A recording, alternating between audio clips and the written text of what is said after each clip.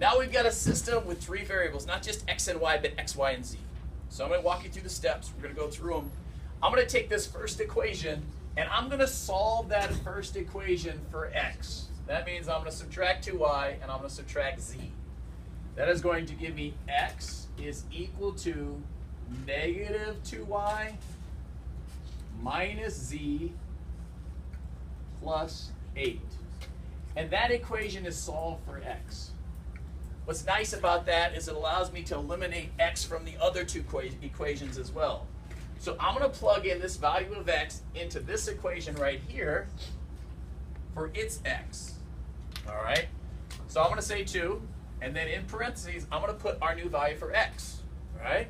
I'm going to put negative 2y minus z plus 8, and then I'm just going to finish out the equation, plus y minus z, all right, equals 4. I'm going to go ahead and I'm going to plug it in here as well. I'm going to plug it in for that x, and I'm going to write that out here. So instead of x, I'm going to do negative 2y minus z plus 8. I'm going to finish it out and write the rest. So we've got plus y plus 3z equals 7. I've done everything that's new, right? Once we get done with once we simplify these, we're just going to have two linear equations, which we solved before. We've done that before. So I'm going to go and simplify.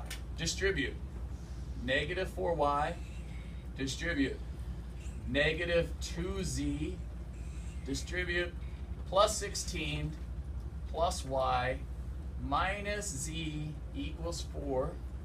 I see a negative 4y and a y. I'm going to make those negative 3y. I see a negative 2z and a negative z. I'm going to make those negative 3z. And I'm going to go ahead and subtract 16 here and here. And we've solved it already. We get a negative 12. There's one more thing I can do for this. Anyone know what I can do to both sides of this to even simplify it further? What's a divide by? Negative 3 would even be awesome. Let's do that. Let's divide both sides right here by negative 3, because it's a factor of both sides, and it's a property of equality, right? We're dividing both sides by something, so the values of x and y aren't going to change. That'll give me y plus z equals 4. And I have a beautiful equation to work with later. It doesn't get much simpler than that. All right? I'm going to do the same thing over here. I'm now going to solve and simplify. And I'm sorry if I'm going a little fast, but I want to make sure this is a good amount of time to get it posted. So I go through, and there's really nothing to distribute. I know I put it in parentheses to show you what my, in this case, x was, but I don't really need the parentheses, so I'm going to pull them off. There's nothing to distribute in. I've got a negative 2y and a positive y. That gives me a negative y. I got a negative z and a positive 3z. That gives me a positive 2z. And I've got, let's subtract 8 minus 8. We've got that equal to negative 1. And honestly, I'm almost done. In fact, do you notice these guys are actually, if I look at both these equations, they're kind of set up for elimination, aren't they? If I added them together right now, what would disappear? Y's. So I'm gonna come off the substitution realm and go into the elimination realm. And I'm gonna use elimination. I could use substitution really easy as well.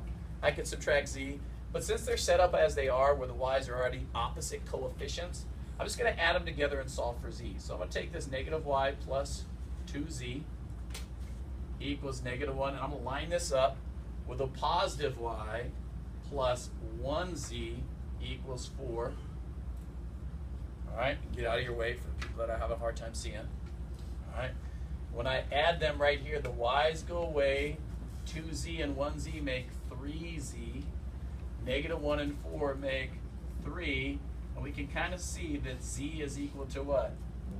1. And then work your way through it. Come over here and plug in your z, right? That's y plus 1 equals 4. Y is equal to what? 3. And then we're going to go from here to the last spot that we solved, which is right here. I'm going to plug in my y. I just went from this problem to the problem that gave me that problem. I'm going to go from this answer to the problem that allowed me to solve those.